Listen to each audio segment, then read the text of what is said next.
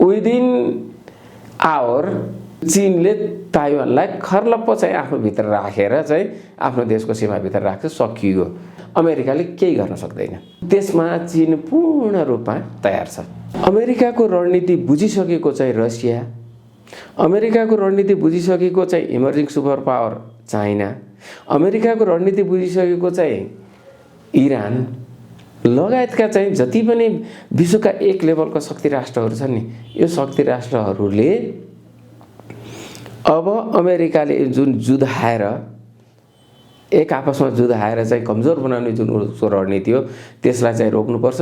त्यसकारण चाहिँ झन्डै चाहिँ युद्धमा पुगिसकेको चाहिँ भारत र चीनलाई रसियाले त कुनै न कुनै रूपमा त रोके नि।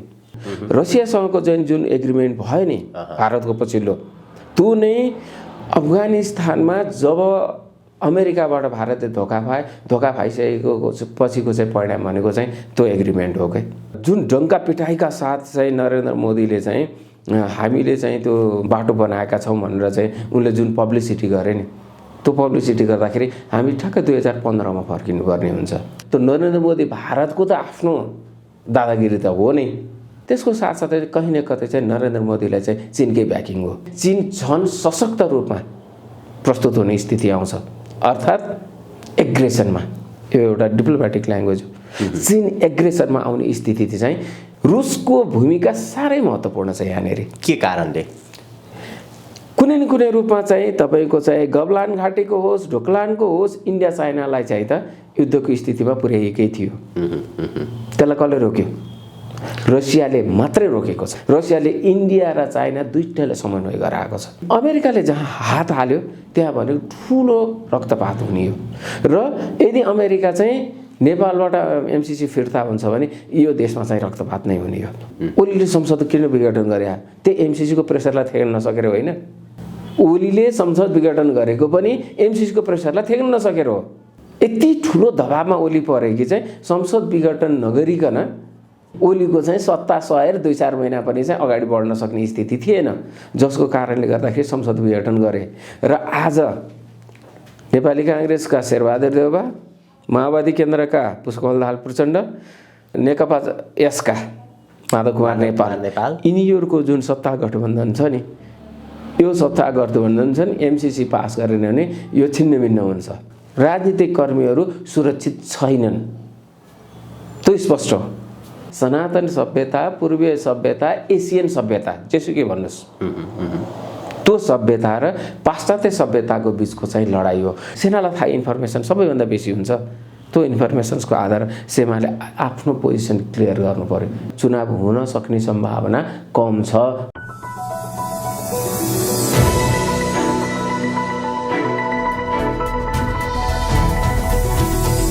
हिमाल अनलाइन टिभी। विश्व अहिले दुईटा कितामा विभाजित भएको छ। अमेरिकी रणनीति र उसको प्रभावलाई रोक्न चीन र रुसले एकसाथ युद्धको तयारी गरिरहेको समाचार बाहिरिएको छ। त्यसैगरी अमेरिकन परियोजना एमसीसीलाई लिएर अमेरिका निर्णायक मोडतर्फ पुगेको विश्वस्त स्रोतले जनाएको छ। आज हामी नेपाल र विश्वको भू राजनीति, विशेष गरी चीन, अमेरिका र रुसको द्वन्द्वले विश्वको राजनीतिक र आर्थिक क्षेत्रमा पार्ने प्रभाव, त्यसले निम्त्याउने परिणामको विषयमा कुराकानी गर्दैछौँ राजनीतिक विश्लेषक उद्धव सिग्देलसँग। उद्धवजी, स्वागत छ यहाँलाई। धन्यवाद। आजको कार्यक्रमको सुरुवात अन्तर्राष्ट्रिय प्रसङ्गबाट गरौँ। विश्वको भू राजनीति अहिले निकै अप्ठ्यारो जस्तो, अथवा विश्वका शक्तिशाली राष्ट्रहरूको द्वन्द्व अहिले सतहमै आएको छ। चीन र अमेरिकाको द्वन्द्व छ यता, त्यसैगरी रुस र अमेरिकाको द्वन्द्व पनि छ। यो द्वन्द्व अहिले के कारणले सतहमा आयो र यसले निम्त्याउन सक्ने परिणामलाई तपाईहरू जस्तो एउटा अध्ययनकर्ताले कसरी हेर्नु भएको छ? धन्यवाद प्रदीपजी। सर्वप्रथम त आजको विश्व राजनीति नै बडो तनावग्रस्त छ। तनावग्रस्त किन छ भनेर भन्दाखेरि चाहिँ आज वास्तवमा विश्व नै चाहिँ ध्रुवीकृत हुन गएको छ त्यो विचारका दृष्टिले। जस्तो अहिलेको चाहिँ जुन ओल्ड अर्डर हो नि, त्यो ओल्ड अर्डरले विश्वलाई एकीकृत गर्न सकेन। अथवा त्यो विचारधाराले अब काम गर्न सकेन, नसकिसकेपछि चाहिँ अब त्योभन्दा फरक विचारधाराबाट को आइरहेको छ त, र उसले चाहिँ आफूलाई चाहिँ पुष्टि गर्दैछ कि चाहिँ त्यो ओल्ड अर्डरलाई चाहिँ यो विचारधाराले काम गर्न सकेन, अब नयाँ विचारधारासहित अगाडि आउनुपर्छ भनेर चाहिँ नयाँ विचारधाराको सुरुवात पनि हो। र त्यो जुन अहिलेको एक्जिस्टिङ ओल्ड अर्डरको आइडियोलोजी र इमर्जिङ ओल्ड अर्डरको आइडियोलोजी भने मतलब चाहिँ पुँजीवादी लोकतन्त्र र समाजवादी लोकतन्त्र, यो दुईवटा बीचको जुन आइडियोलोजी हो त्यो आइडियोलोजीको टकराव नै हो आजको स्थिति भनेको। र अहिले के बहस आइसक्यो भनेर भन्दाखेरि चाहिँ अहिलेको चाहिँ जुन लोकतन्त्र छ, अहिलेको जुन आर्थिक व्यवस्था छ, यो लोकतन्त्र र आर्थिक व्यवस्थाले चाहिँ विश्वमा असमानता लिएर आयो। असमानता पनि यति व्यापक असमानता गयो कि सर्टेन चाहिँ थाउजन्ड्स पिपुलहरूको हातमा सम्पूर्ण विश्वको इकोनोमिक चाहिँ उनीहरूको हातमा भयो भनेपछि बाँकी शेष विश्वलाई चाहिँ उनीहरूले के गर्ने भन्दा अथवा शेष मान्छेहरूलाई चाहिँ के हो त त्यसले असमानताको स्थितिमा चाहिँ लिएर आयो। त्यसले गर्दाखेरि जुन अहिले हामीले अवलम्बन गरेको चाहिँ विश्वव्यापी रूपमा अवलम्बन गरेको अर्थनीति, राजनीति, यी सबै के हो भन्दाखेरि प्रश्नहरू उठे यिनीहरूमा। त्यो प्रश्नहरू उठ्दै गर्दाखेरिमा चाहिँ त्यसको वैकल्पिक चाहिँ चिन्तन गरिरहेका चाहिँ जुन राजनीति हो, अर्थनीति हो, त्यो अर्थनीतिहरूले चाहिँ आज आफूलाई चाहिँ प्रमाणित गर्दै आइरहेका छन्। जस्तो यहाँले भने जस्तो चाहिँ अमेरिका, चीन भनेर भन्छौँ नि, यो के भने विश्व ध्रुवीकृत हुन खोजेको हो। पुँजीवादी लोकतन्त्रको एउटा, समाजवादी लोकतन्त्रको अर्को। किनभने कसैले कम्युनिस्ट तानाशाही व्यवस्था भनेर चाहिँ कसैले के भन्ला नि, त्यो शब्द जार्गनतिर नजाउँ, तर अहिले पछिल्लो घटनालाई हेरौँ न, कोभिड-19 को इस्युजलाई हेरौँ न, कसले म्यानेज गर्न सक्यो? पुँजीवादी लोकतन्त्रले म्यानेज गरेको छ अथवा समाजवादी लोकतन्त्रले म्यानेज गरेको छ, त्यो कुरालाई चाहिँ हेरौँ न। त्यसैबाट थाहा हुन्छ कि चाहिँ अब कुनमा ताकत छ भन्ने कुरा। बाहिर देखिने गरी हिसाबले चाहिँ जस्तै चीन र अमेरिकाको द्वन्द्वको कुरा गर्ने हो भने ताइवानको विषयलाई लिएर चीन र अमेरिकाको द्वन्द्व, त्यो पनि हिन्द प्रशान्त क्षेत्रमा देखिएको छ। त्यो ताइवानको विषयलाई लिएर र हिन्द प्रशान्त क्षेत्रमा जे तनाव उत्पन्न भएको छ त्यसको मुख्य कारण बाहिरबाट हेर्दाखेरि चाहिँ व्यवसाय जस्तो देखिन्छ। यसलाई कसरी लिने? अब यो खासमा चाहिँ ताइवान अब त्यति होइन, Arabian peninsula, Korean peninsula, South China Sea, त्यो भने अब हामी ताइवानले पनि बुझ्नुपर्छ। त्यसपछि गएर जियो पोलिटिक्सको हिसाबले चाहिँ भूराजनीतिमा चाहिँ नेपाल होइन, यति स्ट्राटेजिक महत्त्वका चाहिँ ठाउँहरू हुन्। त्यो कसका लागि? युनाइटेड स्टेटका लागि। किन भन्दाखेरि चाहिँ इमर्जिङ सुपर पावरलाई कसरी रोक्न सकिन्छ। रोक्ने भनेको के हो? आएर युद्ध गर्ने यो भन्ने होइन। रोक्ने भनेको तपाईँको के हो भने व्यापारलाई चाहिँ कसरी व्यापारमा कसरी कमजोर बनाउने, उसको व्यापारी रुटहरूलाई कसरी रोक्न सक्ने होइन। यी कुराहरूले गर्दाखेरि ताइवानको साउथ चाइना सीको चाहिँ मुद्दा भने सधैँभरि त्यहाँ, र साउथ चाइना सीको मुद्दालाई चाहिँ अब हामीले त्यति एउटा व्यापारसँग मात्रै सीमित राख्ने कुराहरू पनि होइन। त्यहाँभित्रको चाहिँ जुन रिसोर्सेसहरू, त्यो रिसोर्सेस पनि त्यति नै महत्त्वपूर्ण कुरा हो। त्यसरी त्यो रिसोर्सेसमा पनि चाहिँ एकतर्फा चीनको चाहिँ त्यहाँनिर चाहिँ हक लाग्न थाल्यो, जसले गर्दाखेरि त्यसलाई फुत्काउनुपर्छ भन्ने कुरा चाहिँ युनाइटेड स्टेटको पनि एउटा एक खालको चाहिँ चाहना हुनसक्छ। जसको कारणले गर्दाखेरि चाहिँ त्यो एउटा चाहिँ पहिलो त राजनीतिक द्वन्द्व नै हो, राजनीतिक द्वन्द्व त्यो वैचारिक द्वन्द्व नै भयो। दोस्रो चाहिँ व्यापारिक द्वन्द्व नै हो होइन, अथवा चाहिँ ट्रेड वार नै हो होइन, त्यो ट्रेड वार हो भने। तेस्रो के हो त भन्दाखेरि चाहिँ यो ठुलो सभ्यताको चाहिँ सिफ्टिङ हो, सभ्यताको लडाइँ हो। साइमन बी हटिङटनले 90s को दशकमा नै किताबै लेखेर के भने त भन्दाखेरि चाहिँ 21औं शताब्दी भनेको चाहिँ तपाईँको चाहिँ सभ्यताको शताब्दी हो, सभ्यताको चाहिँ लडाइँको शताब्दी हो। त्यसले गर्दाखेरि चाहिँ अब कहीँ न कतै पूर्वीय सभ्यता भनौँ भन्दा पनि चाहिँ सनातन सभ्यता, पूर्वीय सभ्यता, एसियन सभ्यता, जेसुकै भन्नुहोस्, त्यो सभ्यता र पाश्चात्य सभ्यताको बिचको चाहिँ लडाइँ हो। यो लडाइँले गर्दाखेरि चाहिँ यी पोइन्टहरू चाहिँ कहीँ न कतै चाहिँ हामीले देख्नमा पाउँछौँ र नेपाल पनि त्यही हिसाबले चाहिँ हामीले बुझ्नुपर्ने हुन्छ। र साउथ चाइना सी त यो पहिलो चाहिँ ट्रेड वारकै एउटा परिणाम हो। भनेपछि दोस्रो के हो भन्दाखेरि चाहिँ चीनलाई कुनै न कुनै रूपमा चाहिँ ताइवान मार्फत चाहिँ घेर्न सकिन्छ कि भन्ने खालको चाहिँ दोस्रो हो। अनि तेस्रो के हो त भन्दाखेरि चाहिँ उसले जुन अहिलेको चाहिँ जुन पुँजीवादी लोकतन्त्रको चाहिँ कुराहरू गर्छ, त्यो पुँजीवादी लोकतन्त्रको चाहिँ एक खालको चाहिँ सर्वत्र चाहिँ व्यापकतामा चाहिँ त्यो एउटा कडीको रूपमा ताइवानलाई पनि उसले लिइरहेको हुन्छ। त्यसले गर्दाखेरि चाहिँ यो के हो भन्दाखेरि चाहिँ स्पष्टै छ, युनाइटेड स्टेट अफ अमेरिकाले ताइवान थ्रु चीनलाई कुनै न कुनै रूपमा चाहिँ घेर्ने एउटा रणनीतिको कारणले गर्दा त्यो सधैँ एउटा चर्चाको विषयमा आइरहने हो। र त्यो पनि विशेष गरेर चाहिँ इमर्जिङ सुपर पावरको शक्तिलाई कसरी लिमिटेड गर्न सकिन्छ, त्यति मात्रै हो। ताइवानको विषयलाई लिएर चीन र अमेरिकाको द्वन्द्व कुन हदसम्म पुग्छ, त्यसले ल्याउन सक्ने परिणाम केही आकलन गर्न सकिन्छ? मलाई त्यति धेरै जुन रूपमा चाहिँ हामीले त्यसलाई चाहिँ बुझिरहेका छौँ, हामीले त्यति धेरै बुझ्नु जरुरी पनि छैन। मैले सिम्पली देखेको एकछिन नीति अनुसार चाहिँ म आज यहाँबाट चाहिँ यो भूमिबाट मैले बोल्दै गर्दाखेरि आज पनि मेरो देशको फरेन पोलिसी भनेको एकछिन नीति नै हो।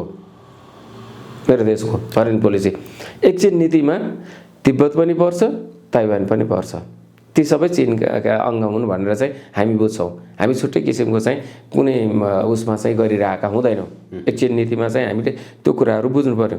र एकछिन नीति अन्तर्गत चाहिँ हामीले त्यो कुराहरू बुझ्छौँ भने युनाइटेड स्टेटले चाहिँ एक चीन होइन, चीन तीनवटा छन्। चीन छ, तिब्बत पनि छुट्टै हो, ताइवान पनि छुट्टै हो भनेर उसले जुन बुझेको छ नि, उसले आफूले बुझ्ने हो, आफूले आफ्नो पोलिसी बनाउने हो हैन। अब तिब्बतको बारेमा, चीनका बारेमा, ताइवानको बारेमा अमेरिकाको संसदले चाहिँ पोलिसी बनाउँछ त उसको कुरा हो। हाम्रो संसदले चाहिँ उनीहरूको बारेमा चाहिँ पोलिसी बनाउँदैन। हाम्रो संसदले चाहिँ हाम्रो बारेमा पोलिसी बनाउने हो भनेपछि त्यो एउटा के हो भन्दाखेरि सुपर पावरको चाहिँ जुन धङधङ्ती हो, त्यो धङधङ्तीको कारणले गर्दाखेरि चाहिँ हामीले बडो प्राथमिकताका साथ ताइवानका मुद्दाहरूलाई हेरिरहेका छौँ। त्यो चीनको अङ्ग सकियो, हामीले त्यति धेरै त्यसबारेमा बहस गरिरहनु पर्ने जरुरी नै छैन। चीनको अङ्ग हो। यदि अमेरिकाले ताइवानलाई उकासेर चाहिँ कुनै किसिमको चाहिँ घटना घट्यो भने विदिन आवर त्यो चीनले ताइवानलाई खर्लप्प चाहिँ आफ्नो भित्र राखेर चाहिँ आफ्नो देशको सीमाभित्र राख्छ, सकियो। त्यसको सम्पूर्ण चाहिँ राज्य स्रोतदेखि लिएर शक्तिलाई चाहिँ आफ्नो कब्जामा लिइदिन्छ। अमेरिकाले केही गर्न सक्दैन। त्यसले गर्दाखेरि चाहिँ त्यसमा अमेरिकाले कुनै खेल खेल्छु भन्ने कुरा त्यो अर्को चाहिँ विडम्बनापूर्ण काम हुनेछ। त्यसले गर्दाखेरि एकदम त्यसमा चीन पूर्ण रूपमा तयार छ।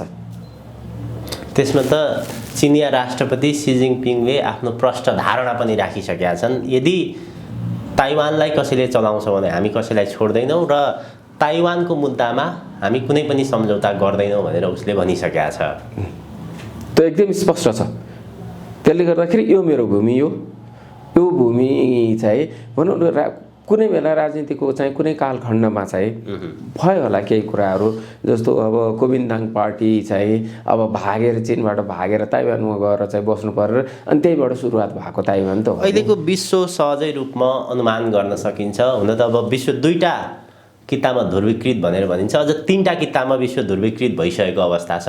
1991 पछि अमेरिकाको जसरी एकलौटी रूपमा वर्चस्व रह्यो, पछिल्लो समय चीन संसारकै शक्तिशाली राष्ट्रको रूपमा उदय भयो।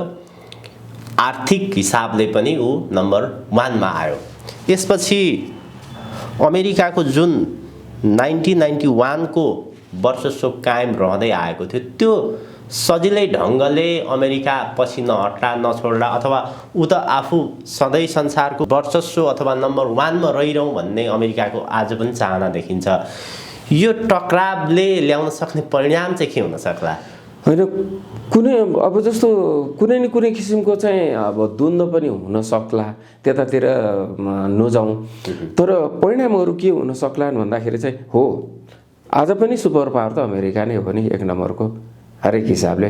तपाईँको चाहिँ सामरिक हिसाबले, मिलिटरी के अरे यो अर्थतन्त्रका हिसाबले, सबै हिसाबले चाहिँ अथवा सम्पत्तिका स्रोतका हिसाबले एक नम्बरको त आज पनि हो नि। तर के हो नि, एक नम्बरको उसको जुन ताज हो त्यो ताज खुस्किँदैछ। अब त्यो ताज खुस्किँदैछ, उसलाई अनुभूति पनि भएको छ। त्यसले गर्दा त्यो एक नम्बरमा बसिरहँ भन्ने उसको चाहिँ जुन स्वाभाविक कुरा पनि हो, त्यसलाई अस्वाभाविक मान्नु पर्दैन। मात्रै के हो भन्दाखेरि ऊ जसरी एक नम्बरमा पुग्यो, र उसले आफूलाई जसरी एक नम्बरमा चाहिँ कायम राखिरहेको चाहिँ जुन रणनीतिक चाहिँ उसका चाहिँ आधारहरू हुन् नि, ती रणनीतिक आधारहरू उसका भत्किँदै छन्। सबैभन्दा महत्त्वपूर्ण जस्तो रणनीतिक आधारहरू भनेको पहिला उसको रणनीति के हो त? अमेरिका कहिले पनि डाइरेक्ट आफै गएर चाहिँ युद्ध गर्दैन कि। उसले दुईवटा युद्धरत पक्षहरू जन्माउँछ र अनि ती दुईवटालाई चाहिँ युद्ध गराएर अनि उनीहरूलाई कमजोर बनाएर आफू एक नम्बर भइरहने हो उसको रणनीति थियो। आज संसारमा सबैले त्यो कुराहरू बुझिसक्यो, अमेरिकन रणनीति सबैले बुझिसक्यो। त्यो रणनीति बुझेका कारणले गर्दाखेरि नि आज तपाईँको अमेरिकाको लागि फियर कहाँनिर छ? एकातिर चीन देख्छ, अर्कोतिर रसिया देख्छ, अर्कोतिर यो इरान देख्छ, अनि अर्कोतिर नर्थ कोरिया देख्छ। त्यो एक खालको फोबिया भइसकेको छ उसलाई। उसले जुन रणनीति अपनाएको थियो नि त्यो रणनीतिहरू अब सफल हुन सकेनन्। जस्तो डोकलाम घटनापछि चाहिँ भारतलाई उकासेको त हो नि चीनका विरुद्धमा लड्नलाई, र लडाइँको स्थितिसम्म पुगिसकेको थियो नि, तर कसले रोकिदियो त्यो लडाइँ? युद्धको स्थितिमै पुगिसकेका थियो, कसले रोक्यो? त्यसले गर्दाखेरि यहाँनिर के बुझ्नुपर्छ भनेर भन्दाखेरि चाहिँ अमेरिकाको रणनीति बुझिसकेको चाहिँ रसिया, अमेरिकाको रणनीति बुझिसकेको चाहिँ इमर्जिङ सुपर पावर चाइना, अमेरिकाको रणनीति बुझिसकेको चाहिँ इरान लगायतका चाहिँ जति पनि विश्वका एक लेभलका शक्ति राष्ट्रहरू छन् नि, यो शक्ति राष्ट्रहरूले अब अमेरिकाले जुन जुधाएर एक आपसमा जुधाएर चाहिँ कमजोर बनाउने जुन उसको रणनीति हो त्यसलाई चाहिँ रोक्नुपर्छ। त्यसकारण चाहिँ झन्डै झन्डै चाहिँ युद्धमा पुगिसकेको चाहिँ भारत र चीनलाई रसियाले त कुनै न कुनै रूपमा त रोक्यो नि। र पछिल्लो समयमा आइसकेपछि भारतले के रियलाइजेसन गर्यो, ओहो हाम्रो भरपर्दो चाहिँ पार्टनर भने त रसिया नै रहेछ नि त, अमेरिका त होइन रहेछ। अमेरिकाले अफगानिस्तान छोड्नुभन्दा केही दिन अगाडि पनि चाहिँ भारतलाई चाहिँ म अफगानिस्तान छोड्दैछु भनेर जानकारी समेत गराएन। 3 महिना अगाडिसम्म अजित डोभालले के बोल्दै थियो भन्दाखेरि चाहिँ अफगानिस्तानको सुरक्षाको लागि अमेरिका त्यहाँ बसिरहन्छ भन्ने खालको उनीहरूलाई ब्रिफिङ थियो। भनेपछि कति कच्चा कूटनीतिको चाहिँ स्थिति त्यहाँनिर चाहिँ थियो, जसले गर्दाखेरि आज अमेरिकासँग चाहिँ भारत झस्क्यो नि त। यति ठुलो लगानी गर्यो अफगानिस्तानमा, वास्तवमा सबैभन्दा ठुलो लगानी भनेको भारत त थियो अफगानिस्तानमा। जसै तालिबान आए उसको लगानी असुरक्षित भयो नि त। भनेको भारतलाई जसरी अमेरिकाले धोका दियो भनौँ न, त्यसपछि अमेरिकाबाट भारत अलिकति हच्कचिएको हो, बिच्केकै हो। अमेरिकासँग भारत बिच्केकै हो, तर अब अन्तर्राष्ट्रिय चाहिँ राजनीति र अन्तर्राष्ट्रिय चाहिँ कूटनीतिमा चाहिँ केही त्यस्ता किसिमका भिजिबल कुराहरू आउँदैनन्। रसियासँगको जुन एग्रिमेन्ट भयो नि भारतको पछिल्लो, त्यो नै अफगानिस्तानमा जब अमेरिकाबाट भारतले धोका पाइसकेको पछिको चाहिँ परिणाम भनेको चाहिँ त्यो एग्रिमेन्ट हो। र यसबाट के देखिन्छ भन्दाखेरि चाहिँ अमेरिकाको चाहिँ जुन रणनीतिहरू नि ती रणनीतिहरू प्रयोग गर्ने अनि आफ्नो स्वार्थ सिद्ध भएपछि छोडेर हिँड्दिने आज नाटोमै फुटाइसक्यो नि त। अमेरिकाको कूटनीति रणनीति अथवा उसले खेल्ने भने चाहिँ आफू डाइरेक्ट नभएर अरू थ्रु खेल्ने भन्ने कुरा छ। र नेपालको सन्दर्भमा पनि किनभने एउटा भौगोलिक संरचनाले गर्दा नेपालसँग अमेरिकाको सीमा जोडिएको छैन, त्यसकारणले अहिलेसम्म हेर्दाखेरि अमेरिकाले भारत थ्रु नेपालमा खेलिरहेको अवस्था देखिन्छ। भारतको कुरा गर्ने हो भने चाहिँ अहिले जसरी लिपुलेक क्षेत्रमा एकलौटी रूपमा भारतले सडक विस्तार गरिरहेको छ, भारतीय प्रधानमन्त्री नरेन्द्र मोदीले पनि यो सन्दर्भमा जानकारी गराएर उनले जानकारी मात्र गराएनन्, त्यसका विरुद्ध कसैले हस्तक्षेप गर्छ भने हामी पछि हट्दैनौँ सम्मको अभिव्यक्ति दिए। जुन हाम्रो नेपालको जमिन लिपुलेक क्षेत्रमा भारतले सडक विस्तार गरिरहेको छ, त्यो भारतको आफ्नो इन्ट्रेस्ट अथवा एकलौटी निर्णयले त्यसो गरिरहेको छ कि त्यसको पछाडि अमेरिका नै छ?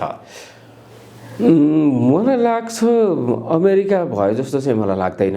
मेरो बुझाइमा मैले जति अन्तर्राष्ट्रिय राजनीतिलाई चाहिँ बुझेँ पढेँ त्यो अर्थमा र नेपाल भारत सम्बन्ध, भारत अमेरिका सम्बन्ध, नेपाल अमेरिका सम्बन्ध, चीन भारत सम्बन्ध नै यो सबैलाई हेर्दाखेरि जुन डङ्का पिटाइका साथ चाहिँ नरेन्द्र मोदीले चाहिँ हामीले चाहिँ त्यो बाटो बनाएका छौँ भनेर चाहिँ उनले जुन पब्लिसिटी गरे नि, त्यो पब्लिसिटी गर्दाखेरि हामी ठ्याक्कै 2015मा फर्किनुपर्ने हुन्छ। 2015मा लिपुलेखलाई त्यही बाटोको लागि चीन र भारतले गरे आएनन्, सम्झौता गरे आएनन्। हाम्रो जमिनमा चीन र भारतले सम्झौता गरे हो नि त। त्यति बेला हाम्रो सरकारले विरोध पनि गर्यो, सुशील कोइराला प्रधानमन्त्री हुनुहुन्थ्यो होइन, अनि त्यो सरकारले विरोध पनि गर्यो र त्यहाँनिर अमेरिका मलाई लाग्दैन, त्यहाँनिर नरेन्द्र मोदीको चाहिँ जुन एक खालको चाहिँ जुन आइरहेको छ, त्यो नरेन्द्र मोदी भारतको त आफ्नो दादागिरी त हो नै, नेपालका सन्दर्भमा त त्यो भन्न पाउने नै भयो, क्या भन्ने नै भयो, त्यो दादागिरी त हो नै। त्यसको साथसाथै कहीँ न कतै चाहिँ नरेन्द्र मोदीलाई चाहिँ चीनकै ब्याकिङ हो, किनभने उनीहरूको एग्रिमेन्ट हो नि त। त्यो बाटो छ त चीनको व्यापारको लागि, भारतको व्यापारको लागि बनाएको बाटो हो नि त। त्यो त्यसमा चाहिँ भित्री रूपमा चीनको पनि साथ छ नि। त्यो त एग्रिमेन्ट नै 2015मा भएको होइन भने साथ छ नि। त्यसले गर्दाखेरि यहाँनिर प्रश्न के हो भन्दाखेरि चाहिँ हाम्रा राष्ट्रवादीहरूलाई जो चाहिँ चर्को चाहिँ कुरा गर्छन् राष्ट्रवादको चर्को कुरा गर्नेहरूले चाहिँ एउटा के कुरा चाहिँ बुझिदिनु पर्यो भनेर भन्दाखेरि चाहिँ दुईवटा हाम्रा चाहिँ छिमेकीहरूलाई हामीले व्यवस्थापन गर्न सकेनौँ भने यही परिणति हामीले भोग्ने हो। भनेपछि जुन लिपुलेख क्षेत्रमा भारतको ठाडो हस्तक्षेप देखियो, भारतले नेपाललाई एउटा सानो मुलुक हेपा प्रवृत्तिबाट नै हेर्दो रहेछ, हामीले चाह्यौँ भने जे पनि गर्न सक्छौँ, हामी माथि नै छौँ भन्ने यो सन्देश हो कि कसरी लिने? होइन, कुरा के हो भने नि नेपालको यो सबैभन्दा चाहिँ ठुलो डिप्लोमेटिक फेलर हो, नेपालको फेलर हो।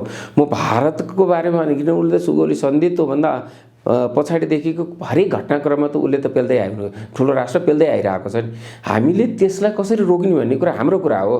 त्यसैले हाम्रो डिप्लोमेटिक फेलर कहाँबाट सुरु भयो त्यो चाहिँ हामीले हेर्नुपर्ने हुन्छ। जस्तो राजा महेन्द्रकै पालामा त्यहाँनिर सेना बस्या हो होइन, भारतले माग्यो, हामी भर्खर चाहिँ युद्धबाट आएको, अब भोलि चाहिँ अब हामीलाई थप घेर्दै पनि जान सक्छ चीनले, त्यसले गर्दाखेरि हाम्रो सेनाको राख्नको लागि केही समयको लागि जमिन पाउन भनेर माग्यो भने जवाहरलाल नेहरूले माग्दाखेरि दिएको केही समयको लागि सेना राख्न।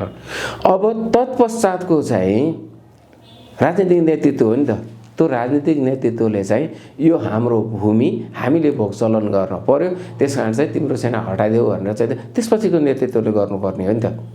त्यसपछिको नेतृत्वले त उल्टो गएर चाहिँ तोम शरणम होइन, राजनीतिक परिवर्तन र चाहिँ लोकतन्त्र अनि त्यहाँबाट गणतन्त्र, त्यसपछि गएर प्रजातन्त्रको लडाइँमा चाहिँ भारतले सहयोग गरे भन्दै गर्दाखेरिमा चाहिँ हामीले हाम्रो मूलभूत चाहिँ मुद्दाहरूलाई चाहिँ हामीले उठाउनै सकेनौँ।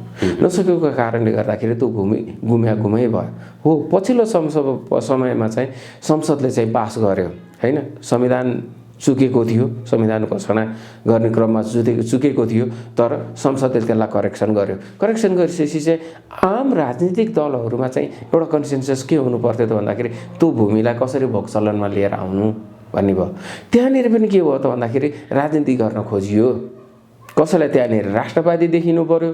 अनि अब एकजना चाहिँ त अब सरिता गिरीले चाहिँ त्यसको विपक्षमै गएर चाहिँ उनको संसद पनि गयो, बाँकी त एक ढिक्का भएको नि। एक ढिक्का भएर चाहिँ वास्तवमा क्लेम गर्दै गरेको भएदेखि चाहिँ त्यो लिएर आउन सकिन्थ्यो, तर त्यसलाई भोगचलनमा ल्याउन सकिन्थ्यो। अब अहिले पनि त्यसमा राजनीति भइरहेको छ। के राजनीति भएको छ भन्दाखेरि त्यो भूमि हाम्रो हो, त्यहाँ बाटो बनाउन पाइँदैन भनेर विश्वप्रकाश शर्मा र गगन थापा बोल्ने होइन कि, उनीहरू त काङ्ग्रेसको पार्टीको मान्छेहरू हो। त्यो हाम्रो भूमि हो भन्ने कुरा त हाम्रो संविधानमै स्पष्ट किटान गरिसकेको छ। त्यो भूमि हो भन्ने कुरा चाहिँ त हाम्रो अब धेरै टेक्स्ट बुकहरूमा आइसकेको छ। त्यो भूमि भनेर क्लेम गर्ने, त्यसलाई कसरी भोगचलनमा लिएर आउने भन्ने बारेमा पो बोल्ने हो। यो चाहिँ एउटा पोलिटिकल स्टन्ट अथवा कसलाई राष्ट्रवादी देखाउने, कति बेला कुन कार्ड प्रयोग गर्ने, नेपालको राजनीतिमा जस्ता प्रकारका घटनाक्रमहरू देखिन्छन् त्यसका पछाडि केही न केही लिङ्कहरू हुन्छन्। कति बेला कसलाई राष्ट्रवादी देखाइदिने, कति बेला कुन कार्ड प्रयोग गर्ने। एकदमै त्यसमा निश्चित रूपमा के देखिन्छ भन्दाखेरि चाहिँ हरेक पात्र र चाहिँ प्रवृत्तिहरू नेपालमा छन्, हरेक खालका। त्यो पात्र र प्रवृत्तिलाई चाहिँ कति बेला तपाईँले चाहिँ उठाउने, कति बेला तपाईँले त्यसलाई चाहिँ सुताउने। नेपालको भूमिको कुरा गर्ने हो भने विशेष गरी रसियालाई छोडेर, रसियाको कुरा त्यति धेरै आउँदैन, तीनवटै शक्तिहरूको कुरा आउँछ, चीन, अमेरिका र भारत। यो तीनटा शक्तिशाली राष्ट्रहरूको नेपालमा धेरै नै इन्ट्रेस्ट बढेर गयो र इन्ट्रेस्ट अहिले बढेको पनि देखिन्छ। यो तीनटा शक्तिशाली राष्ट्रहरूको नेपालप्रतिको चासो के हो? यति धेरै महत्त्व संसारकै केन्द्र किन बन्यो नेपाल? तीनवटाको चाहिँ आफ्नै किसिमको स्वार्थहरू छ। तीनटै राष्ट्रको चाहिँ स्पष्ट छ। अमेरिकाको स्वार्थ के हो भन्दाखेरि चाहिँ ऊ आफू सन् 90s देखि चाहिँ एकतर्फा एक नम्बर भइरहेको त्यसलाई कायम गर्नु। त्यो कायम गर्नको लागि चाहिँ इमर्जिङ चाहिँ जुन सुपर पावर हो त्यसलाई कसरी चाहिँ राजनीतिक, आर्थिक, सामाजिक, सांस्कृतिक के तरिकाबाट हुन्छ। अब विशेष गरेर चाहिँ आर्थिक रूपमा चाहिँ उसको चाहिँ प्रगतिलाई कसरी रोक्ने, त्यो रोक्नको लागि उसले नेपालको भूमिलाई चाहिँ प्रयोग गर्नुपर्ने चाहिँ आवश्यकता देखिन्छ। अमेरिकाले उसको आफ्नो रणनीतिहरूलाई चाहिँ यहाँबाट चाहिँ काम गर्न चाहिँ सहज हुने भएकोले, त्यो पनि विशेष गरेर चाहिँ तिब्बतको टुक्राउने चाहिँ मामलामा चाहिँ नेपालबाट चाहिँ सहजता हुन सक्छ। त्यसपछि चीन घेर्ने तिब्बत टुक्राउनु भने नै चीन घेर्नु हो नि त। त्यसले गर्दाखेरि तिब्बत टुक्राउने उसले त्यो फेरि के छ भने अमेरिकाको चाहिँ एउटा राम्रो पक्ष के हो त भन्दाखेरि चाहिँ खुला छ क्या। त्यो उसको रणनीतिमा कहीँ हामीले चाहिँ अल्मलिनु पर्ने केही पनि छैन। उसको तिब्बत नीति उसको संसदले पास गरेको छ। संसदले पास गरेर तिब्बत चाहिँ छुट्टै देश हो भनेर चाहिँ उसको संसदले भनेको छ। त्यसले गर्दाखेरि त्यो रणनीतिलाई छुट्टै देशलाई चाहिँ कायम गराउनको लागि उसले यो भूमिलाई चाहिँ प्रयोग गर्ने हो। उसको स्वार्थ भनेको एउटा त्यो हो। दोस्रो स्वार्थ भनेको चाहिँ के हो भने उसको एलाइजहरूको पनि हो। अमेरिकन एलाइजहरूको स्वार्थमा चाहिँ विशेष गरेर युरोपियन, जसलाई हामी यो नर्डिक कन्ट्रिजहरू पनि भन्छौँ, नर्डिक कन्ट्रिजहरू चाहिँ नेपालमा चाहिँ यो विशेष गरेर धर्म परिवर्तन गराउने होइन। यो बरु वेस्टर्न युरोपलाई त्यति धेरै चाहिँ त्यो विषय होइन। तर पछिल्लो समयमा बेलायती राजदूतको चाहिँ जुन संविधान घोषणा गर्नुभन्दा पूर्व चाहिँ जुन अभिव्यक्तिहरू आए त्यसले गर्दाखेरि वेस्टर्न युरोप पनि चाहिँ त्यसमा संलग्न छ भन्ने देखियो। अनि दोस्रो चाहिँ के हो भन्दाखेरि चाहिँ सिभिलाइजेसन्सको म्याटर हो। सिभिलाइजेसन्सको म्याटरमा कसरी हुन्छ, नेपाल भने चाहिँ त पूर्वीय सभ्यताको शिर नै मानिन्छ। यो सभ्यतालाई चाहिँ तपाईहरु कसरी चाहिँ अतिक्रमण गर्ने, कसरी विखण्डन गर्ने, दोस्रो। तेस्रो नेपालको चाहिँ अस्तित्वलाई समाप्त गरेर यसको इतिहासलाई खण्डीकरण गर्ने। यी तीन मूलभूत कुराहरू चाहिँ तपाईको चाहिँ पश्चिमाहरू जो अमेरिकाले नेतृत्व गर्छ उसको स्वार्थ, यी तीनवटा विषयमा। अब भारतको स्वार्थ भनेको के हो त भनेर भन्दाखेरि चाहिँ मुख्य रूपमा चाहिँ भारतको स्वार्थ भनेको चाहिँ स्रोतमाथिकै, विशेष गरेर चाहिँ जलस्रोतमाथिकै स्वार्थ हो एउटा। दोस्रो चाहिँ के हो भन्दाखेरि भारतीयहरूको चाहिँ एउटा बडो ठुलो समस्या के छ भन्दाखेरि चाहिँ उनीहरू त लामो झन्डै 1000 वर्ष गुलामीमा बसेका र अनि मनोवृत्ति नै गुलामी छ उनीहरूको। बलियाको चाकडी गर्ने, निर्दोलाई चाहिँ हेप्ने। अनि उनीहरू के छ भन्दाखेरि चाहिँ नेपाललाई चाहिँ हेपेर ओरेर चाहिँ आफ्नो प्रभुत्वमा चाहिँ अर्थात् भारतको प्रोटेक्टोरेट देश नेपाल बनोस्, जस्तो हामी भुटान भनेर भन्छौँ हैन, त्यो बनोस् भन्ने उसको चाहिँ चाहना हो। सिक्किमै बनाउनको लागि चाहिँ त नेपालको अहिलेको स्टाटसले गर्दाखेरि युनाइटेड नेसन्सको मेम्बर भएको कारणले गर्दाखेरि चाहिँ त त्यो सम्भव छैन। होइन भने चाहिँ त इन्दिरा गान्धी जस्तो एनेक्सेसन गर्नेले पनि उहिले लगिसकेका हुन्थ्यो होला हैन। तर त्यो स्टाटस नभएकोले चाहिँ भुटानीकरण, प्रोटेक्टेड स्टेट बनाउने उसको दोस्रो स्वार्थ हो भारतको चाहिँ। र तेस्रो चाहिँ उसको स्वार्थ भनेको के हो त भनेर भन्दाखेरि चाहिँ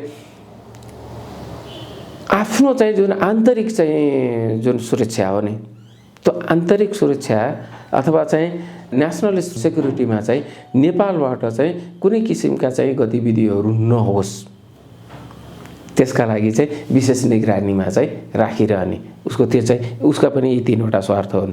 त्यसले गर्दाखेरि उसले जहिले पनि नेपाललाई प्रभावमा लिन चाहिरहन्छ। प्रभाव लिन नेपालको राजनीतिक कर्मी ब्युरोक्रेसीदेखि लिएर उसले पाएसम्म सम्पूर्णलाई, चाहे नेपाल सुरक्षाकर्मी होस् होइन जोसुकैलाई पनि चाहिँ उसले प्रभुत्वमा लिन चाहन्छ। उसको स्वार्थ भनेको त्यो। अब चीनको स्वार्थ भनेको चाहिँ उसको एक मात्रै हो, उसको सेक्युरिटीमा चाहिँ थ्रेट चीनले फिल गर्नु भएन। उसको सेक्युरिटी थ्रेट एक मात्र चिन्ता हो, होइन भने नेपाल एउटा असल मित्र हो चीनको, त्यसमा कुनै दुविधा छैन। उसले मात्रै नेपालबाट चाहिँ गरेको अपेक्षा के हो भन्दाखेरि तिम्रा कारणले गर्दाखेरि चाहिँ मकामा चाहिँ सुरक्षा चुनौती नआओस्। त्यो सुरक्षा चुनौती यदि आउँछ भने चाहिँ चीन झन् सशक्त रूपमा प्रस्तुत हुने स्थिति आउँछ, अर्थात् एग्रेसनमा। यो एउटा डिप्लोमेटिक ल्याङ्ग्वेज हो। चीन एग्रेसनमा आउने स्थिति चाहिँ भारत र अमेरिकाको, विशेष गरेर अमेरिकाको चाहिँ जुन रणनीति छ, अमेरिकाको जुन नेपाल नीति छ र नेपालबाट उसले जे गर्न खोजिरहेको छ त्यसप्रति चाहिँ चीन सशङ्कित छ। त्यसकारण चीनको एउटै मात्रै स्वार्थ के हो त भन्दाखेरि नेपालको भूमिबाट मेरो सेक्युरिटी थ्रेट चाहिँ नहोस्, त्यति मात्रै चाहिँ चीनको चाहना हो। र अब बाँकी यो अहिले समन्वय कसरी भइरहेको छ, यो महत्त्वपूर्ण पाटो छ है प्रदीपजी। जस्तो समन्वय कसरी भइरहेको छ भन्दा आज यी सबैले चाहिँ समन्वय गर्न कहीँ न कतै चाहिँ रसियन शक्ति सबैभन्दा महत्त्वपूर्ण छ। रसियन शक्ति? रसियन शक्ति, रुसको भूमिका साह्रै महत्त्वपूर्ण छ यहाँनिर। के कारणले? कुनै न कुनै रूपमा चाहिँ तपाईँको चाहिँ गबलान घाटीको होस्, ढोकलानको होस्, इन्डिया चाइनालाई चाहिँ त युद्धको स्थितिमा पुर्याएकै थियो।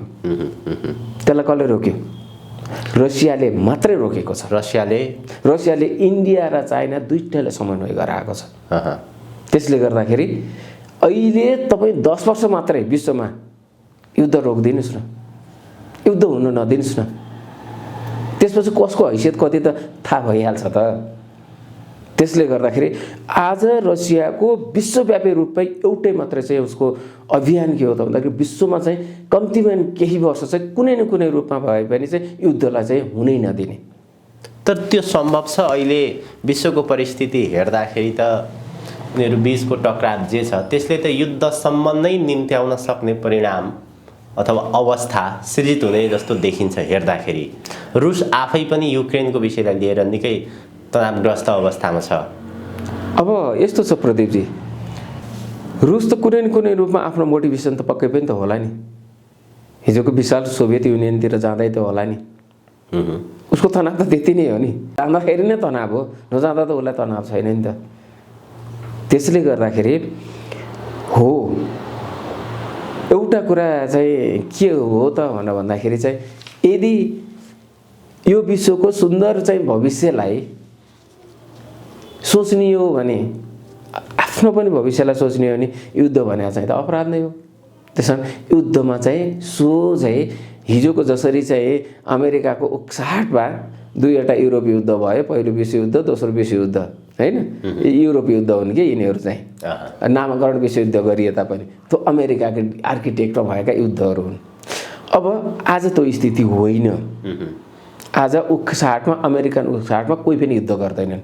त्यो इरानी इराकी युद्धले पनि देखाइदिइसक्यो, सबैले बुझिसक्यो। अलिकति विश्वको परिस्थितिको कुरा गर्दाखेरि हामी नेपाल र त्यसमा नेपालसँग जोडिएको विषय, अमेरिकासँग जोडिएको विषय एमसिसीको कुरा गरौँ।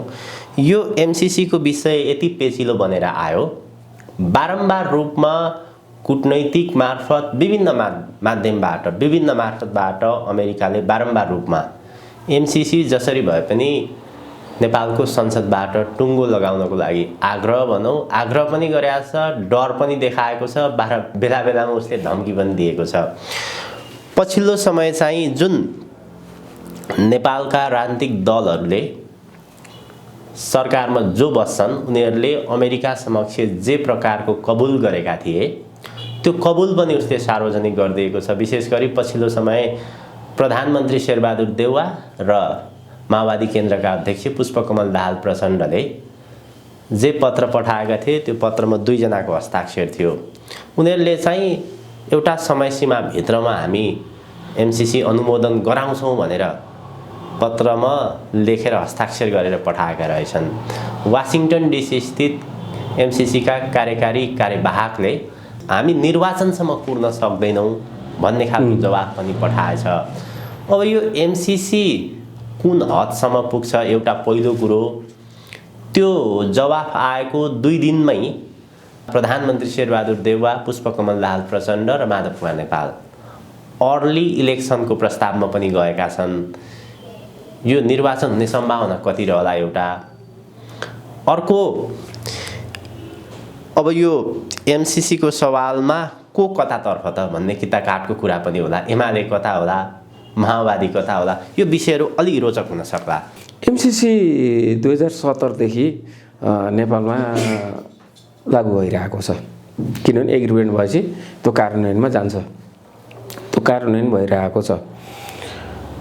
यो पेचिलो कति बेला बन्यो भनेर भन्दाखेरि जब यसलाई संसदबाट पास गर्नुपर्छ भनेर चाहिँ भनियो नि, तत्पश्चात मात्रै यो मुद्दा पेचिलो भएको। हामीले त्योभन्दा अगाडिका घटनाक्रमहरू र त्योभन्दा पछाडिको घटनाक्रमहरूलाई यसलाई छुट्याएर हेर्नुपर्ने हुन्छ। अनि को कतापट्टि भन्ने कुरा त्यहाँबाट चाहिँ स्पष्ट हुन जान्छ। 2017 भन्दा अगाडि त यसमा त सबैको राष्ट्रिय सहमति हो।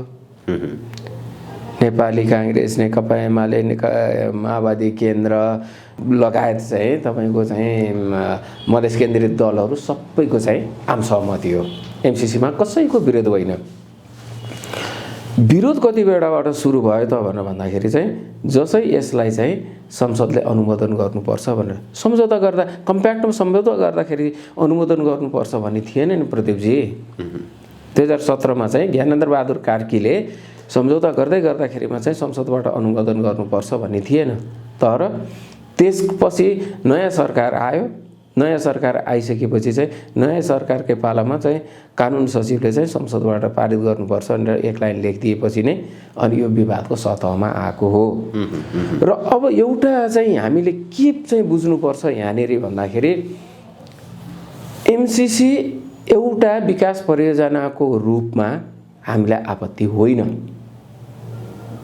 किनभने अमेरिकाले हामीलाई विगत 7 दशकदेखि चाहिँ निरन्तर रूपमा चाहिँ युएसएआइडी मार्फत चाहिँ विभिन्न चाहिँ विकास परियोजनामा उसले सहयोग गरिरहेको हो।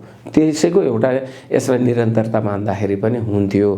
तर यहाँनिर के देखियो त भनेर भन्दाखेरि पछिल्लो समयमा यो एउटा विकास सहयोग होइन रहेछ, यो लुकाइयो, नेपाली जनतालाई ढाँटियो। नेपाली राजनीतिक कर्मीहरूले नेपाली जनतालाई के भनेर ढाँटे त भन्दाखेरि चाहिँ 55 करोड अमेरिकाबाट हामीलाई अनुदानमा आएको भनेर भन्यो।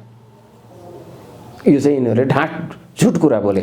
जबकि ऱ्यान्डी बेरीले नै के भन्यो, यो हाम्रो लगानी हो। अनि दोस्रो चाहिँ के हो भन्दाखेरि तपाईँको सम्झौता गर्दाखेरिमा चाहिँ एउटा चाहिँ त्रुटि, दुईवटा देशको बिचको सम्झौता भनेर चाहिँ यसलाई भनियो के।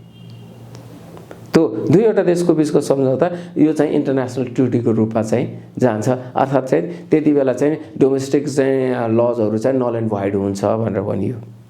अर्को त्रुटि त्यहाँनिर हो।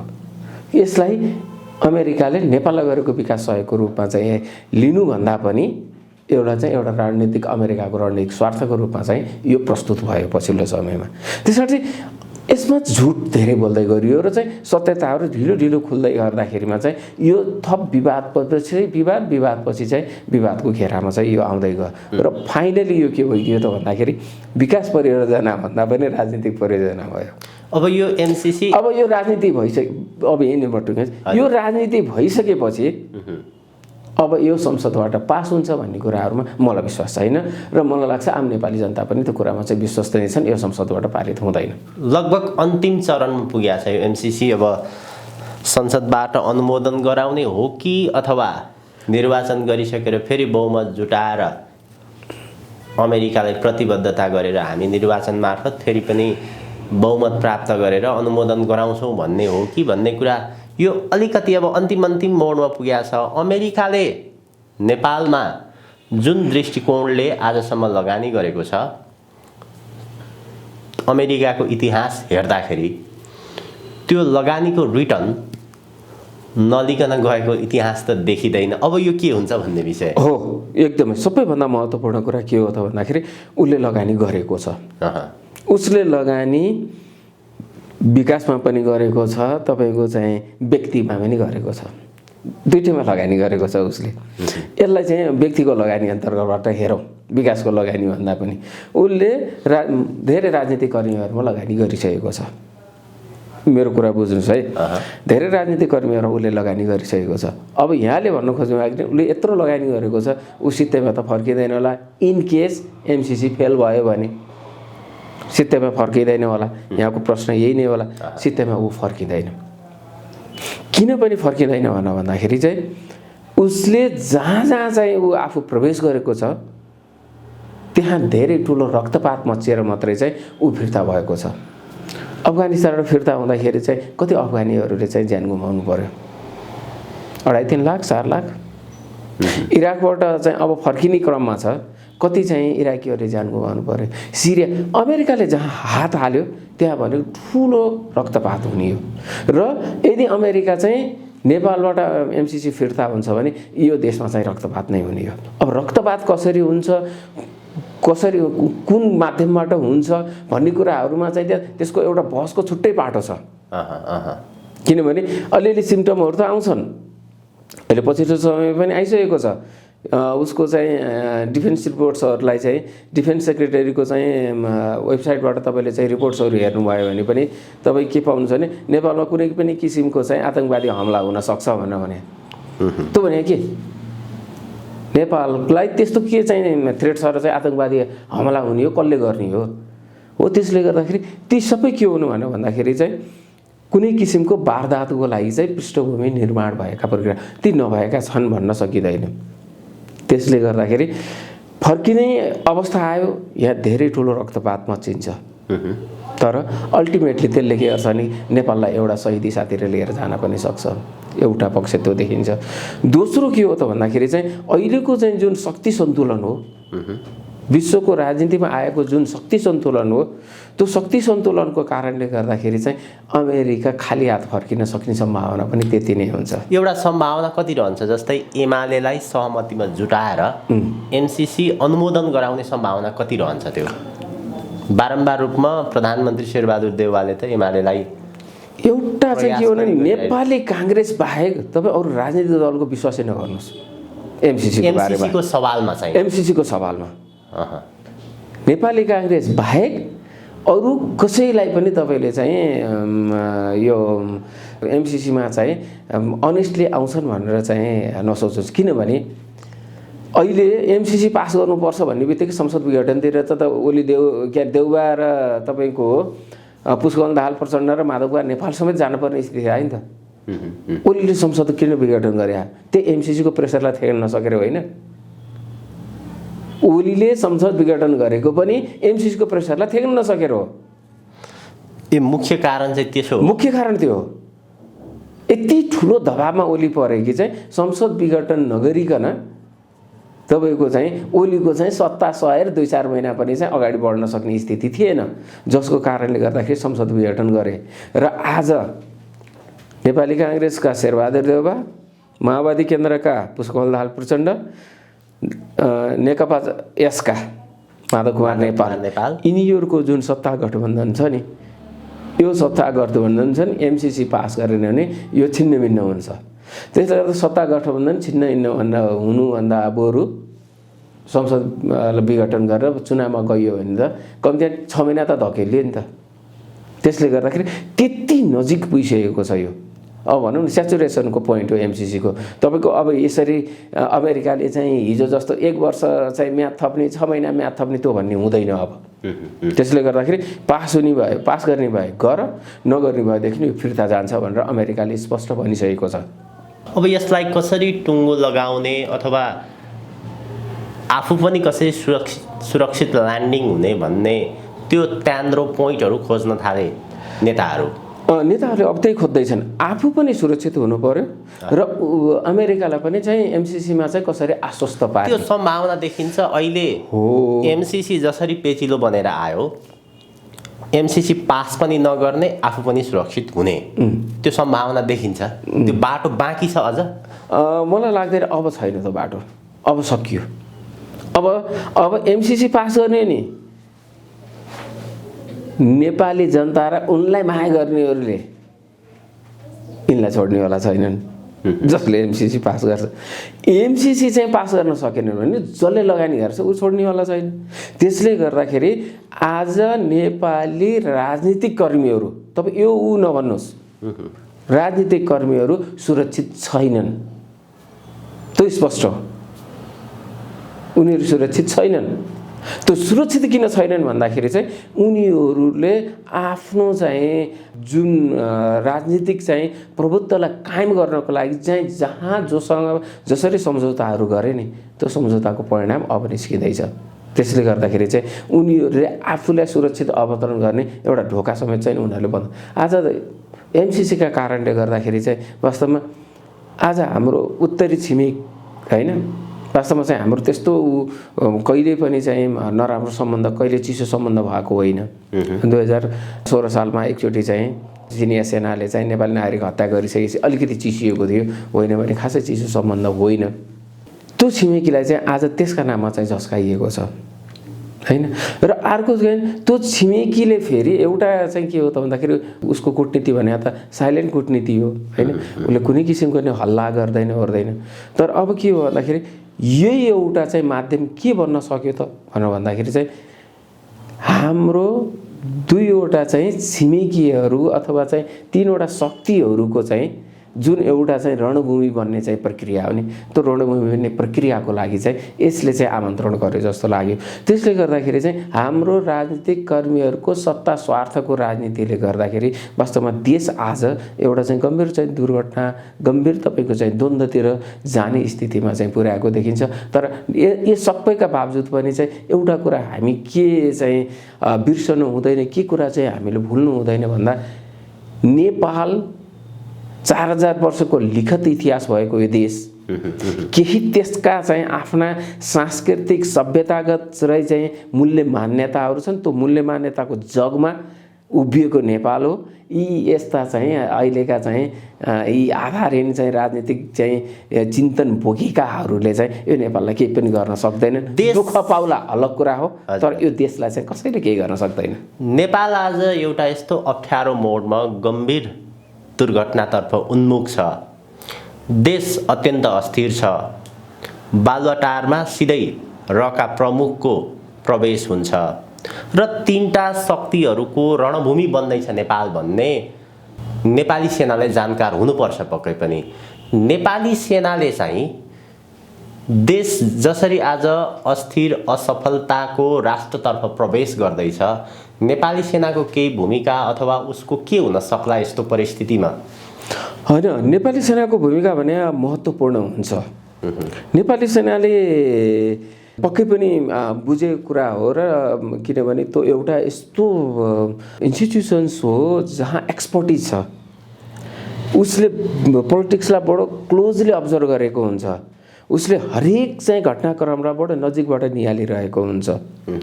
के आज नेपालमा भएका जति पनि घटनाक्रमहरू छन्, जति पनि चाहिँ वस्तुस्थितिहरू बाहिरिएका छन्, सतहमा आएका छन्, नेपाली सेना चुप लाएर बस्ने स्थिति हो त? एउटा गम्भीर प्रश्न उठेको छ।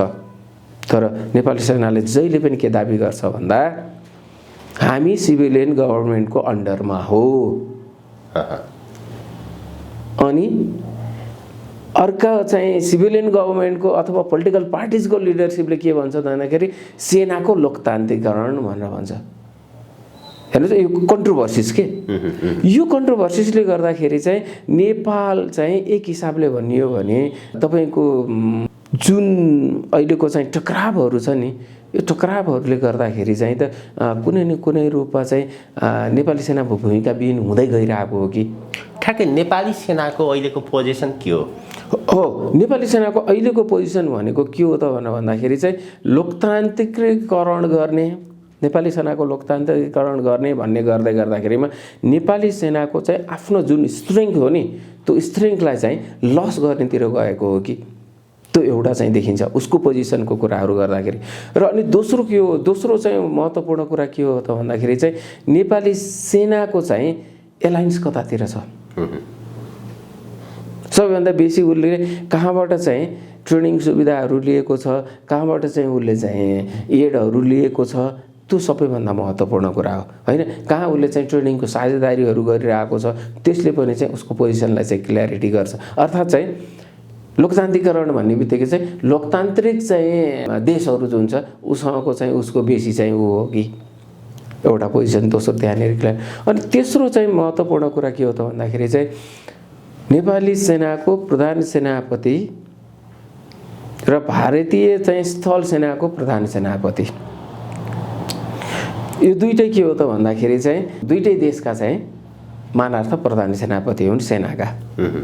यो एउटा चाहिँ हाम्रो भारतसँगको चाहिँ डिप्लोमेटिक रिलेसनसिप हुन सक्ला, तर त्यो डिप्लोमेटिक रिलेसनसिप हुँदै गर्दाखेरिमा चाहिँ अरू छिमेकी लगायत चाहिँ विश्वका अरू चाहिँ हाम्रो मित्र राष्ट्रहरूसँगको चाहिँ सम्बन्धलाई चाहिँ त्यसले कन रूपमा चाहिँ प्रभाव पारेको हुन्छ। त्यसले गर्दाखेरि तेस्रो पोजिसन त्यहाँनिर चाहिँ सेनाले क्लियर गर्नुपर्ने चाहिँ देखिन्छ।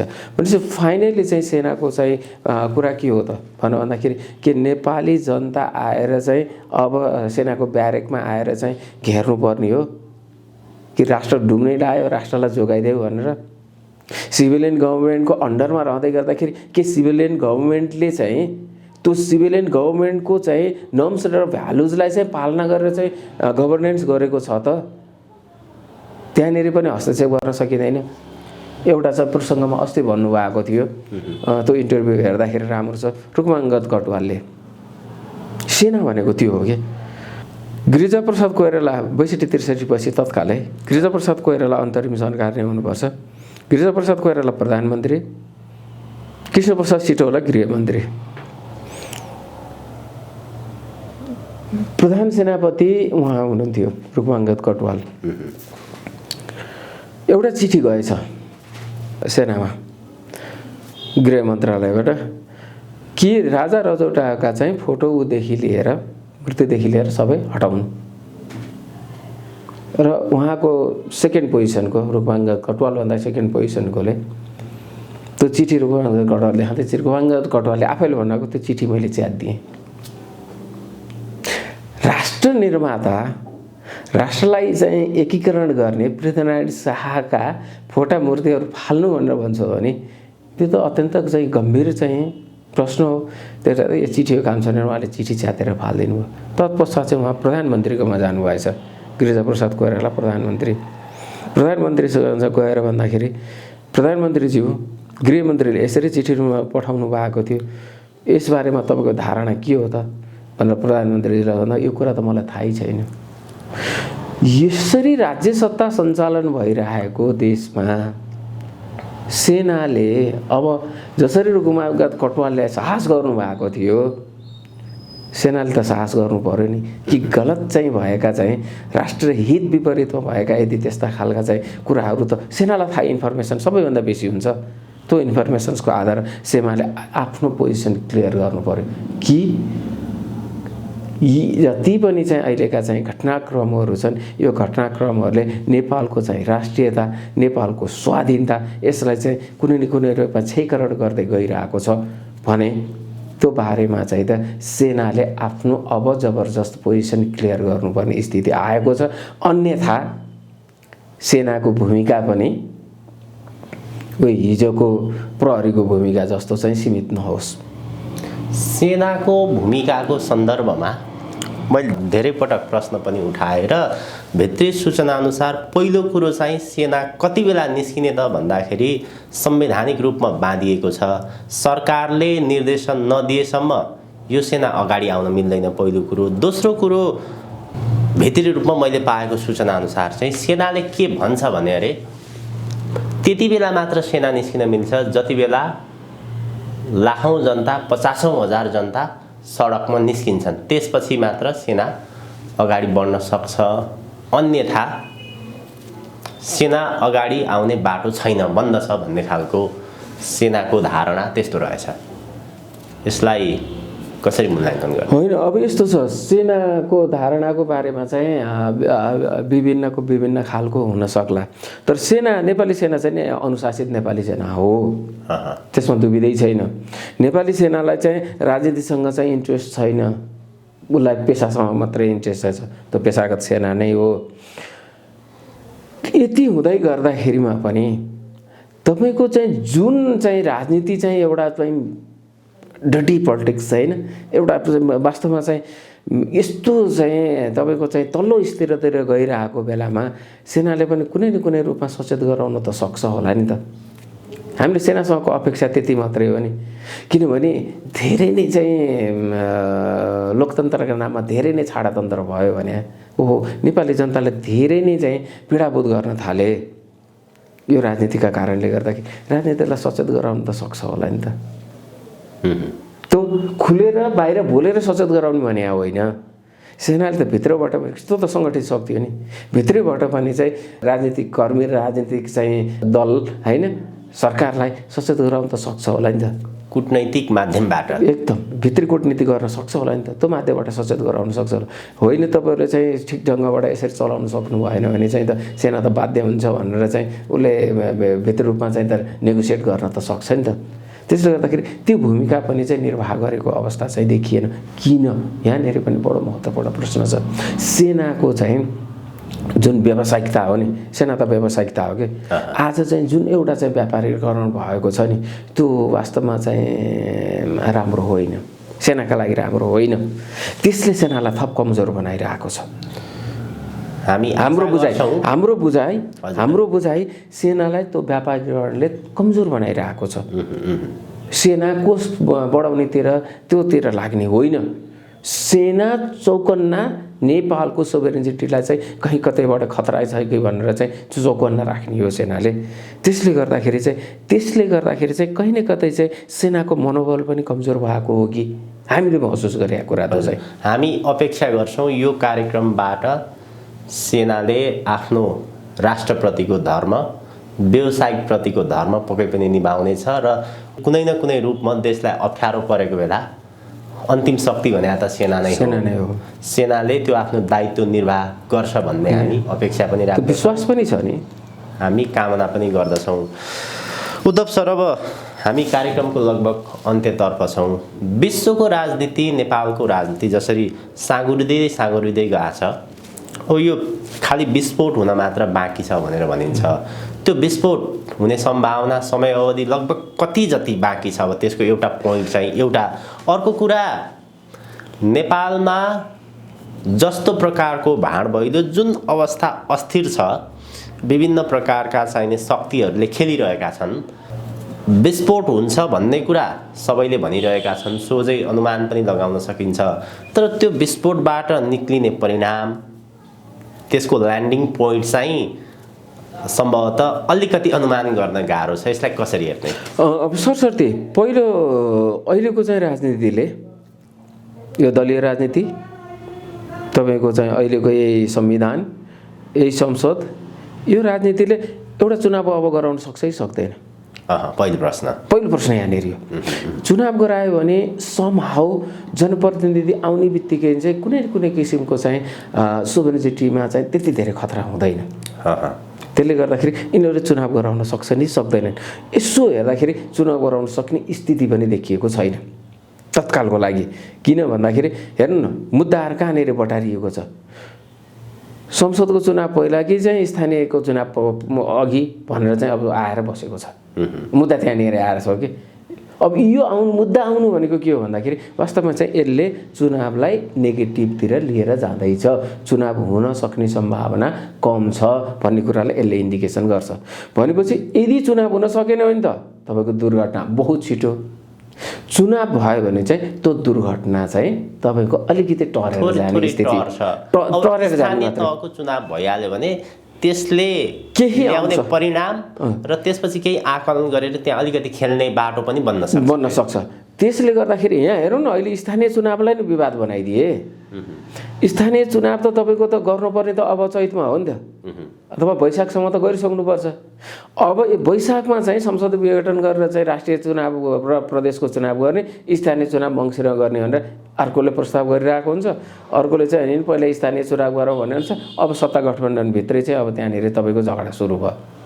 यसले के इन्डिकेसन गरेछ भन्दाखेरि चाहिँ यो हाम्रो अहिलेको चाहिँ जुन लोकतान्त्रिक चाहिँ संविधान, लोकतान्त्रिक चाहिँ विधि प्रक्रिया लगायतका यी कुराहरू छ नि, यो चाहिँ सहज ढङ्गबाट अगाडि जान सक्दैन भन्ने खालको छ। र वास्तवमा यो संविधानले आज नेपाली जनतालाई पनि ध्रुवीकरणमा पारेको छ। विश्व राजनीतिको ध्रुवीकरणको बारेमा त हामीले कुरा गऱ्यौँ, नेपाली राजनीतिमा पनि यसले ध्रुवीकरण लिएर आएको छ। एउटा चाहिँ संविधानको चाहिँ जुन मूलभूत चाहिँ उपलब्धिहरू भन्छ नि, सङ्घीयता, धर्मनिरपेक्षता, गणतन्त्र, समावेशिता भनेको छ।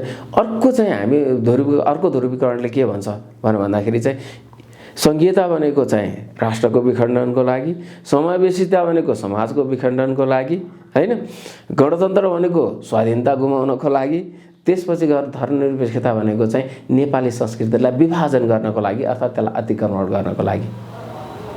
नेपाल पनि ध्रुवीकरणमा गयो। यो ध्रुवीकरणमा लैजाने रणनीतिक डिजाइन हो र नेपाल त्यति बेला मात्रै चाहिँ सहज र सफल रहन सक्छ जति बेला चाहिँ परम्परागत मूल्य मान्यता र आधुनिकतालाई सँगसँगै लिएर जान सकिन्छ। प्रदीपजी, आज गाउँमा जानुभयो भने एउटा हलो जोत्दै गरेको किसानले यतापट्टि हलो जोतिरहेको छ, यतापट्टि हलो भनेर मोबाइलमा कुरा गरिरहेको छ। यो हाम्रो समन्वय हो। यो विस्फोटको कुरा जे छ, एक थरीका मानिसहरूले चाहिँ अब यो सम्पूर्ण उपलब्धि गुम्ने भयो, देश अस्थिरतातर्फ धकिलिने भयो, असफलता राष्ट्रतर्फ धकिलिने भयो भन्ने एउटा चिन्ता छ। यो विस्फोट देशका लागि, नेपाली जनताका लागि सुखद कि दुःखद? होइन, नेपालमा कहिले क्रान्ति नै भएको थिएन। कुनै एउटा विस्फोट भएर चाहिँ तपाईँ एउटा चाहिँ क्रान्तिमा चाहिँ यदि देश जान्छ भनेर चाहिँ क्रान्ति सफल हुन्छ, देशको लागि चाहिँ फाइदा हो। राष्ट्र असफल बनाएको त यही चाहिँ लोकतन्त्रले हो, यही संविधानले हो, यिनै राजनीतिकर्मीले हो। त्यस्तो असफलतातिर गइसकेको छ। विस्फोट त निश्चित छ, तर त्यो विस्फोटनले सकारात्मक सङ्केत लिएर आउँछ। यो विस्फोटले धमिलो फोहोर मैला चाहिँ बिस्तारै फाल्दै जान्छ र नेपाली नागरिकमा पनि एक खालको चेत आउँदै जान्छ। अनि त्यो चेतले पनि चाहिँ किनभने नागरिक सचेत भयो भने नै चाहिँ तपाईँको जुनसुकै व्यवस्था पनि चाहिँ स्थिर र स्थायी भएर जाने हो नि त। आज चाहिँ त नागरिकलाई चाहिँ चेत भन्दा पनि चाहिँ विचेत बनाउने काम चाहिँ त राजनीतिक कर्मीहरूले, राजनीतिक दलहरूले गर्दैन नि, यो स्थिति आएको हो। त्यसले गर्दाखेरि नागरिक चेतनाहरू पनि आउँदै जान्छ र एउटा विस्फोटन भयो र त्यसले एउटा क्रान्तिको स्वरूप ग्रहण गरेर नेपाली जनता चाहिँ त्यसमा इन्भल्भ भयो भने। हजुर हजुर, अन्त्यमा म एउटा तपाईँलाई प्रश्न राख्न चाहन्छु। देश आज जुन अप्ठ्यारो मोडतर्फ धकेलिँदैछ, नेपाली जनताले, देशले जस्तो प्रकारको शास्ति बेहोरेको छ, यो अहिलेको अवस्थामा सत्तापक्ष, प्रतिपक्ष अथवा जति पनि दल, ती दलका नेताहरू छन्, त्यो उनीहरूलाई चेत नभएको, बोध नभएको, जानकारी नभएको हो कि अथवा त्यो गर्दा गर्दै पनि एउटा बाध्यताको भुमरीमा फसिसकेको? कसरी हेर्ने? होइन, उनीहरू त फसेका हुन्। सबै अहिलेको चाहिँ प्रधानमन्त्री, मन्त्री भएका जति पनि राजनीतिक कर्मीहरू छ नि, कुनै न कुनै रूपमा उनीहरू कुनै न कसैको लागि प्रयोग भइसकेका हुन्। त्यो प्रयोग भइसकेकोले तपाईँको त्यो भुमरीबाट चाहिँ उनीहरू बाहिर निस्किनै सक्दैनन्। उनीहरू सबैलाई थाहा छ। उनीहरूलाई के थाहा छ भन्दाखेरि चाहिँ we are not in a right way, हामी गलत बाटोमा हिँडिसकेका छौँ, उनीहरूलाई थाहा छ। तर उनीहरू त्यहाँबाट करेक्सन गर्न आउन सक्ने स्थितिमै छैन।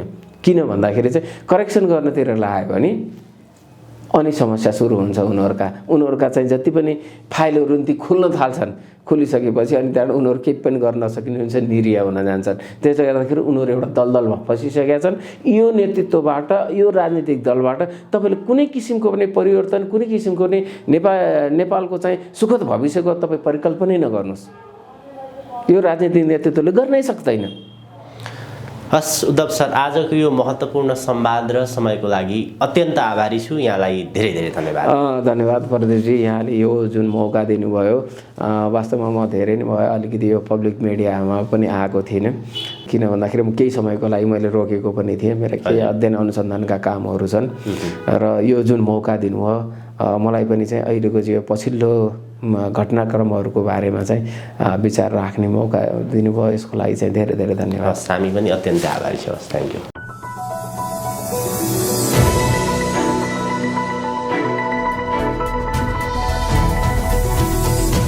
हिमाल अनलाइन टिभी।